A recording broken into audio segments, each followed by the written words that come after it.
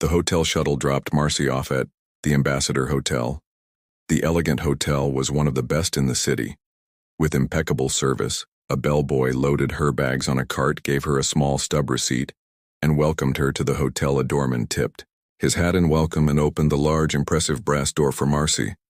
With the bellboy following a respectable distance behind, Marcy ambled towards the front desk, while casually looking around to see if Rick was waiting for her, as she had requested.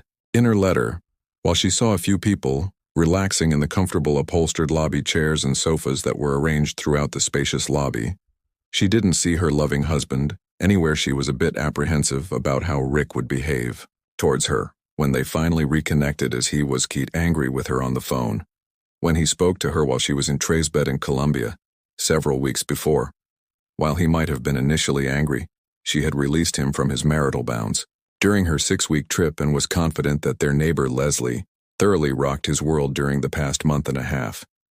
Leslie and her husband were swingers, and Leslie had an undeniable allure that turned heads wherever she went. Marcy often saw men in the neighborhood openly gawk at Leslie. When she passed by, Leslie also made it abundantly clear that she wanted Rick in a most carnal way. Marcy hoped that Rick enjoyed the 6-week hiatus from their marriage, but he didn't want to continue having intimacy with Leslie, as Marcy planned on terminating their mutual hall passes now that she was home. She was certain that rekindling her love with Rick would be overly complicated. If another woman, especially one as hot as Leslie, was involved, Marcy felt bad when she realized that she hadn't actually spoken to Rick since the angry phone call she received. While in bed with Trey at the hotel in Colombia, the team had been quite busy during the day with many surgeries scheduled during the day. She felt sorry for the poor people of South America who traveled from far away to receive treatment from skilled U.S. doctors on the few days that the team had time to sightsee, and Marcy and Trey weren't shacked up in bed. She had taken some pictures of some sights, including Ida Ur of Mount Montserrat, and texted some of the better photos to Rick with texts about what they were doing and seeing.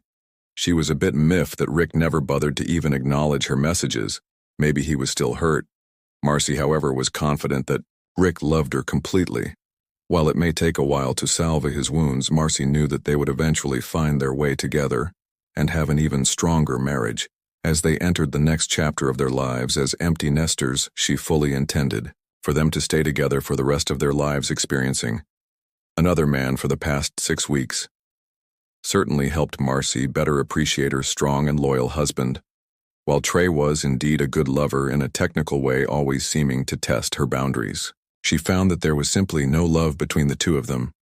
Once their affair was out in the open, she found Trey's arrogance and rudeness to be a turn-off rather than the turn-on she originally experienced.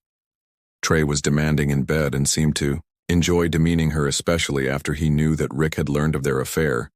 Trey worked her into doing things that she never did for Rick, and the more debased, the more of a charge Trey experienced. Trey also enjoyed verbally mocking Rick and her marriage to him, making her answer questions like, "Who do you like more, mine or that tiny one that your husband has under Trey's pressure?" She uttered words that she didn't fully believe at first. Such comments revved her motor, but over time they irritated her and simply angered her off when she tried to stop with the verbal disrespect he seemed to enjoy making. Even more comments and taking them to even worse levels of disdain, making it sound like Rick was a wimpy, humiliated husband who would be happy to serve Trey as some sort of sexual servant. Marcy ceased complaining, hoping that Trey would lessen the verbal crap, but to no avail. By the end of the trip, Marcy felt used, demeaned, and debased. Waiting for their flight at the Bogota airport, Marcy told Trey that she was ending their affair as she was going to dedicate herself to Rick and her marriage. Trey just shrugged like he could have cared less and said, "You were a damn good woman, but I was getting tired of our fling, so I think splitting up is definitely for the best. Enjoy your humiliated husband." He even traded seats with Penny so that he wouldn't have to sit next to Marcy on the long flight home. Marcy didn't know how she was so enamored by Trey for such a long time. Now she saw him as just a narcissistic jerk. She was quite relieved that she wouldn't have to sit next to him on the plane ride home. Instead, she sat next to Penny on the trip back. Both of them were exhausted, so they were subdued, talking little during the long flight. Penny confided that Rick had called her room and that he knew she was cheating on her husband Josh with one of the doctors. Fortunately, Rick promised not to tell Josh about Penny's Diane's.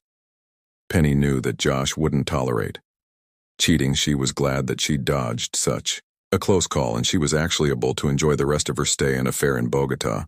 While they were waiting for their checked luggage, a young woman walked up to Penny and asked, "Are you Penny Washington?" Penny answered yes and seemed somewhat confused, until the woman handed her a large manila envelope and said, "You've been served, have a nice day." Marcy looked at the envelope like it was a venomous snake. As the young woman took a step back and snapped a picture of her holding the envelope, Penny was devastated and broke down crying. Marcy and other people who were on the trip tried to console her and reassured her with words like, "It will be okay. Maybe you can talk it over with him and get him to forgive you," and the like. All the while, almost everyone knew that Penny's marriage to Josh was toast. Penny eventually calmed down, even though her calls to Josh were being blocked, not knowing what awaited her at home.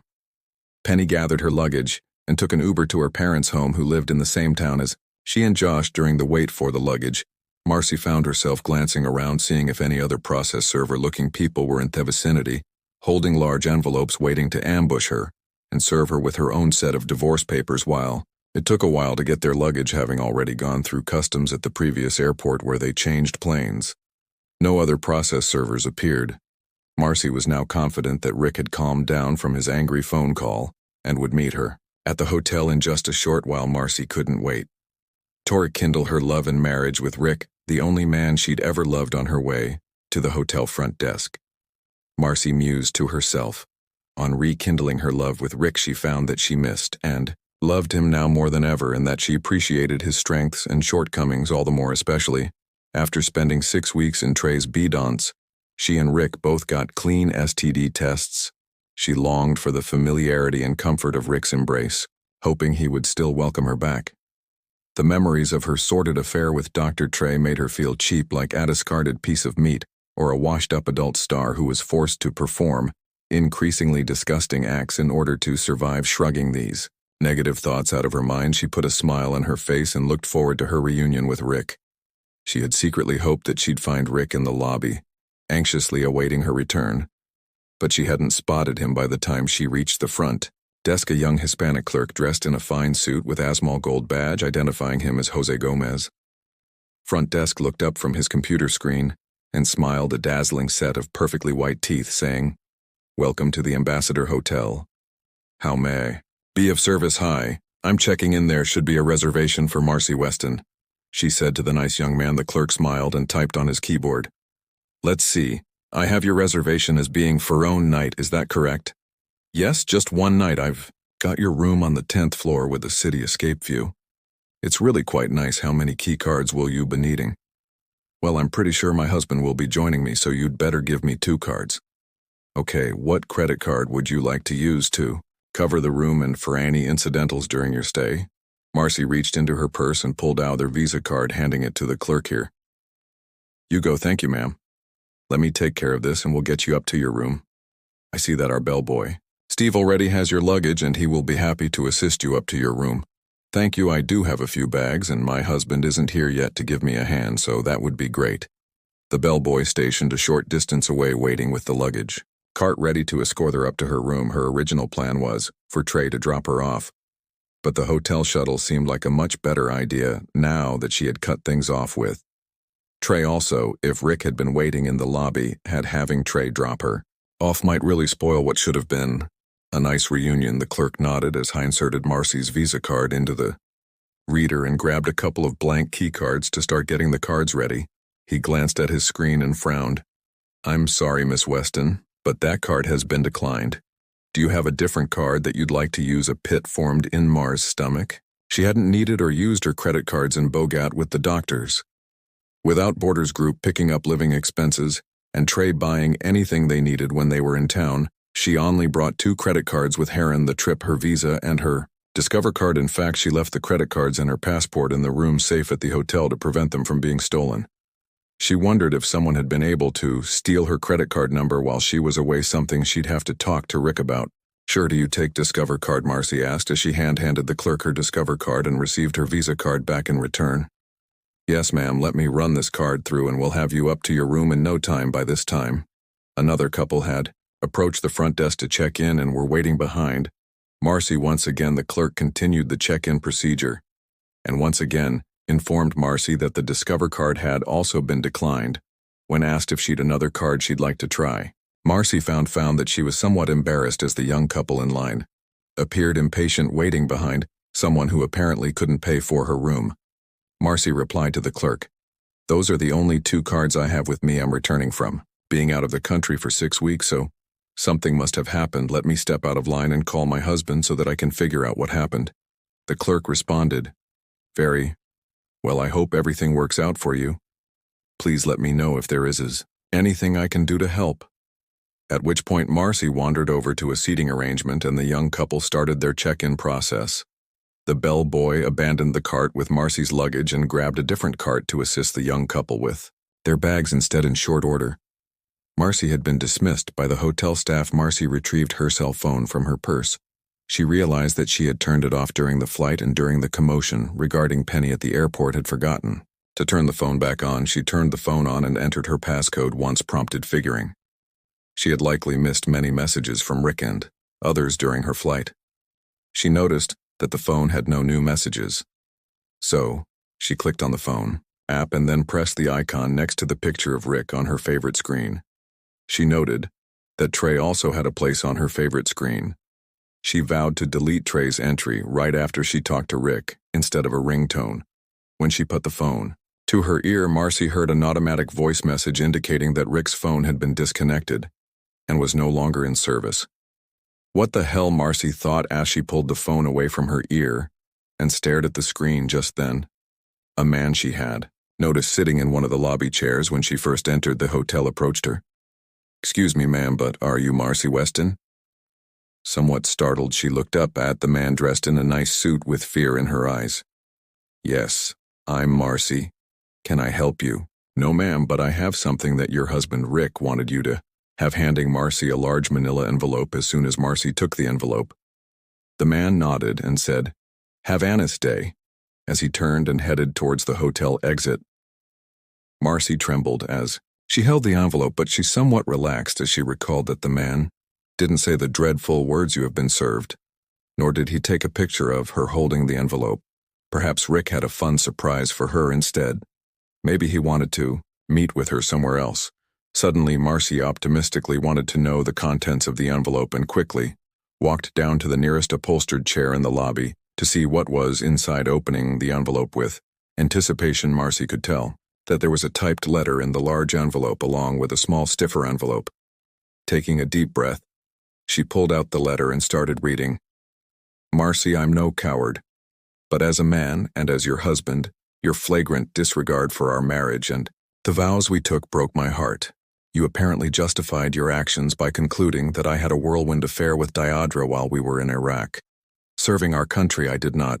I regret to admit that on one occasion we behaved in a manner that would not pass the spouse test. This happened when we returned to base right after our convoy had been ambushed by insurgents. Diadra and I were lucky to avoid injury or death that day. Unlike many of our comrades returning to base, we were hyped up on fear and adrenaline, happy to still be alive. After debriefing, I escorted Deidre back to her quarters, and as I was about to leave, she grabbed me in a strong hug, sobbing effusively. The emotions of the day overwhelming her, I consoled her and she pulled my head down to her, kissing me passionately. Suddenly, we were making out like lust-filled teenagers, knowing full well that our emotions were getting the better of us. I regret that I didn't have more strength to resist her advances. However, we did not have penetrative intimacy. This unfortunate dalliance occurred in the heat of the moment, right after a very traumatic experience. Unlike your carefully planned affairs, I want to state for the record that you're the only woman I have had intercourse with since we married over 20 years ago. I'm sure you cannot say the same in addition to Trey. I know for a fact that you had an affair while I was away on assignment in Korea. Someone informed me that you were meeting a man at the Red Roof Inn across from the hospital. I know that you parked there due to construction. However, you routinely arrived hours before the start of your shift. I looked into your tryst by hiring a private investigator. Private investigator failed to identify your paramour, but you and I both know that you cheated on me. You only know how many other times you broke our vows. For some dumb reason, I decided to give you a pass on the Red Roof affair. I was away and you obviously Had needs that you wanted someone else to fill. You were discreet and never flaunted the affair to me or anyone else. I also confirmed that you stopped the Red Roof affair as soon as I returned home, no longer arriving at the parking lot hours before your shift started from your letter. I understand that unilaterally changed our relationship so that one spouse can do whatever they like without getting the other spouse's approval or consent. Beforehand, wow, what a great concept and never did hook up with. Leslie, as the thought of you somewhat gifting her tome turned my stomach. I did, however, invite her and Vincent over for dinner. While you were gone, what a surprise to learn from Leslie that you had already been having an affair with Dr. Trey and wanted us to join in the swinger lifestyle also. You should know that. Leslie thought you had told me about your activities and that she was upset to learn that you did not talk to me beforehand. She and Vincent both said that cheating was not part of the open marriage lifestyle. Seems that if you want to be a swinger, the first rule is to be completely open and honest with your spouse. Needless to say, Leslie and Vincent are not very happy with you, and they don't condone your self-serving behavior, I guess, with the new rules. You didn't feel you needed to run these things past me before making your decision.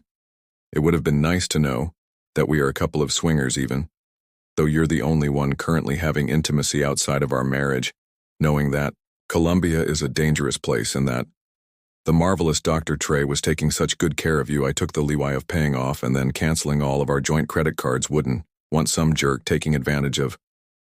Would I remember several years ago when we met with the estate planning attorney for help with our wills and other documents. I had almost forgotten that she also prepared a durable power of attorneys for each of us that we both signed after having our little chat while you were in Trey's hotel room. I decided to change my life insurance beneficiaries from you to the kids. I found the POAs when I was rummaging through our files. Guess what? The POAs were still in effect and worked like a charm. I really like this unilateral decision-making relationship. Thanks. Use the power of attorney that you signed just once if you don't mind after using it. I shredded both of the POAs, so they can't be used again. You're welcome. You see, I needed the POA to sell our house and automobiles since they were jointly owned by the two of us. Don't worry, I upheld my fiduciary obligations and got decent prices on your behalf. Remember that young couple, Rod and Emily Wellman, that loved our house and were interested in it because they were running out of room for their growing family? Guess what? They own and live in our old home. Now they couldn't be happier. I told them that you were out of the country on an extended assignment, so you couldn't make it to the closing, and therefore couldn't express your fond wishes that they enjoy the house as much as we did stop by. I'm sure they'd love to thank you. The car sales were even easier. I just went to some used car lots and compared prices. They paid cash and told me that my car would be a quick sale. I was happy for them. I got a new cell phone and a new cell phone plan from a different carrier and canceled my phone from our family plan. I can't recall my new phone number. Maybe I'll send it to you sometime. You'll be happy to know that I decided not to divorce. You're cheating back. I don't care about divorces. I never plan to get remarried. I did use some of the money from the house car sales to hire a private investigator in Colombia to get some incriminating audio and photos of you and the good doctor. Maybe they should call the program Doctors Without Morals. Speaking of your cheating back, I never knew you were into such depravity. I sure hope you rinsed your mouth with plenty of mouthwash. I didn't think that I should be the only one to know of your shenanigans, so I shared a copy of the private investigator report and the photos with the HR department at your hospital on Friday. While you and Dr. Trey were in the air flying home, I spoke to a really nice lady, M. Washington, who is the HR manager at the hospital. She couldn't believe my story and seemed quite upset. I told her that I planned to sue the hospital for failing to enforce the moralities clause in the employment agreements and thereby ruining my marriage. I told Miss Washington that I would have a courier deliver her copies of the enclosed photos and the private investigator report bright and early Monday morning. I also told her that I would enclose a short-signed contract in her package, whereby I would agree to hold the hospital harmless for your extracurricular activities if they agreed to terminate the employment of you and the good doctor for cause, and further agreed to not provide either of you with good references for future employment elsewhere. She sounded very interested in having the hospital avoid liability, as it would hurt their reputation as well as their bank account.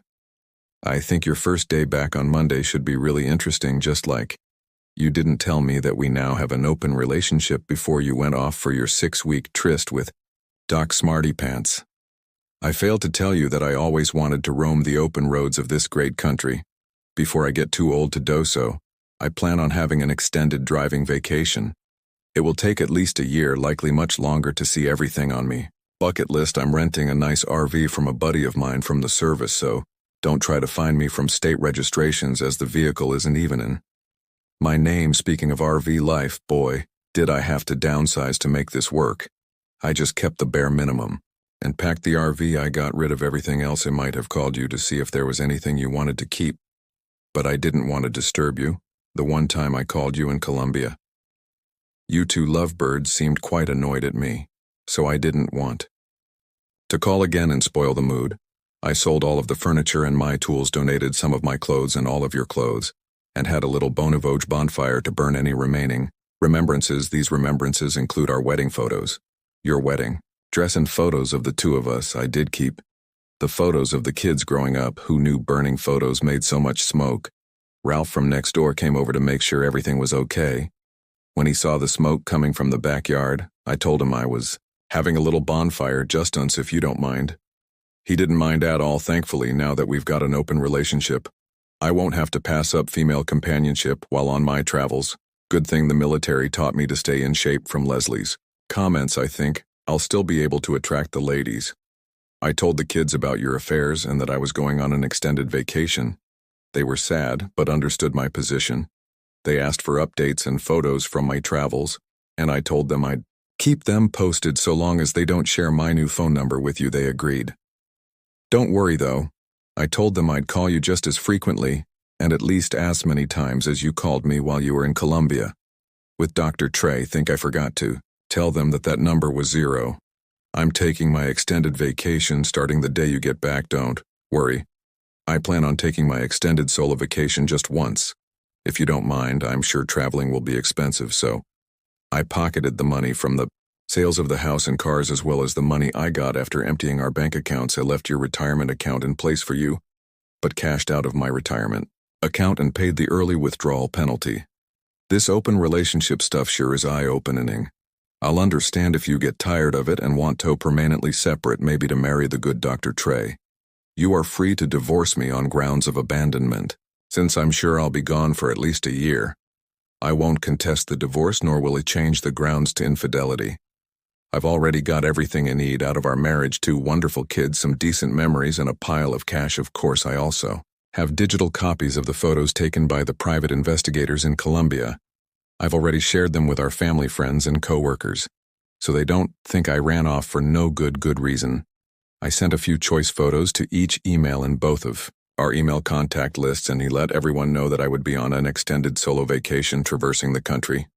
I thoughtfully CC'd you on the email, so you can see what I shared. The next time you log into your email account, finally, for some dumb reason, I was feeling a bit generous when I put this letter together and got you a 500 Visa gift card that is also in the smaller envelope. I hope you appreciate the gesture.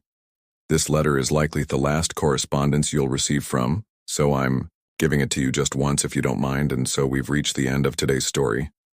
Was it what you expected, or did it take a twist you didn't see coming? I'm curious to hear your thoughts.